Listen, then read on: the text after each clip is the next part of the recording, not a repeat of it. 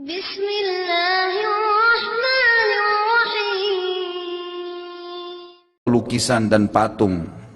Ini sudah saya jelaskan ya. Bagaimana kalau niat kita memajang lukisan atau patung tersebut hanya untuk hiasan semata, bukan untuk disembah atau memuliakan lukisan atau patung tersebut.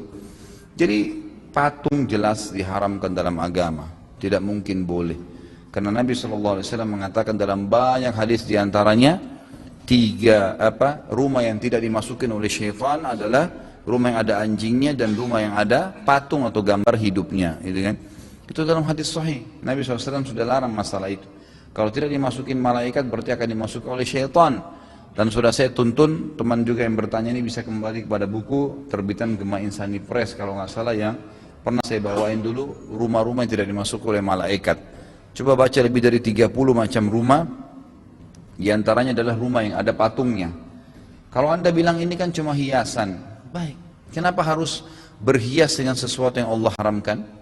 Ya, dengan Anda perlu tahu dalam hadis Bukhari dijelaskan awal mula kesesatan manusia. Pertama kali mereka nyembah berhala di zaman Nabi Nuh alaihissalam meninggal. Pada saat Nabi Nuh alaihissalam meninggal, kata Nabi SAW datang kepada mereka syaitan menjelma menjadi manusia, kemudian berkata kepada mereka, ya, kepada orang-orang yang sudah meninggal nih. Jadi generasi Nabi Nuh sudah meninggal, generasi sahabatnya juga sudah meninggal. Sekarang generasi tabi'innya. Kalau kita didatangi oleh syaitan dan berkata, kalau kalian mau mengenang orang-orang soleh seperti Nuh dan teman-temannya, sahabat-sahabatnya, dan kalian juga bisa lebih rajin beribadah, buat patungnya. Jangan disembah, nggak boleh sembah, itu syirik. Cuma letakkan saja di tempat ibadah-ibadah kalian. Jadi setiap kali kalian lihat, kalian teringat mereka, kalian ibadah lagi. Taruh di pasar-pasar, supaya kalau orang di pasar tidak berani buat maksiat karena tahu ini ada patungnya orang soleh. Niatnya baik awalnya. Lalu apa kata Nabi SAW? Ini hadis sahih riwayat Bukhari.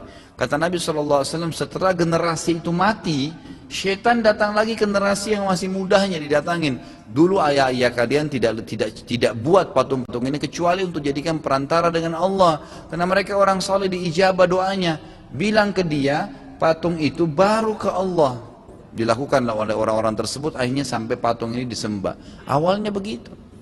Enggak kok, saya datang ke diskotik cuma mau tahu. Saya masuk ke tempat perzinahan cuma mau lihat ini bahaya. Kalau tiba-tiba kita meninggal, mati, lagian ngapain coba-coba lihat gitu.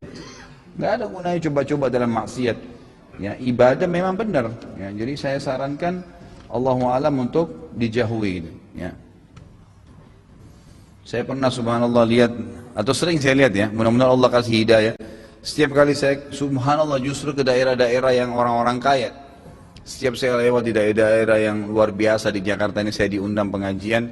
Hampir semua rumah mewah di depannya ada 2 patung pegang pentungan tuh.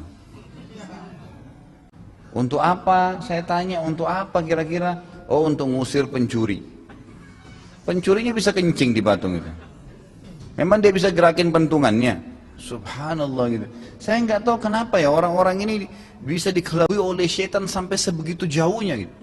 Mungkin orang dikelabui syaitan dengan hal-hal tertentu, tapi kalau sampai pada hal-hal yang sangat kecil, patung disembah itu luar biasa gitu. Batu dijadikan jimat, ditaruh, ini bisa berikan kamu, ini berikan itu, dipercaya ditaruh. Gigi buaya lah, apalah macam-macam yang tidak masuk di akal. Gak ada guna-gunanya. Orang beriman kepada Allah Azza wa Jalla langsung minta kepada Allah. Allah pencipta langit dan bumi, mampu mengerjakan apapun. Apakah orang Islam yang tidak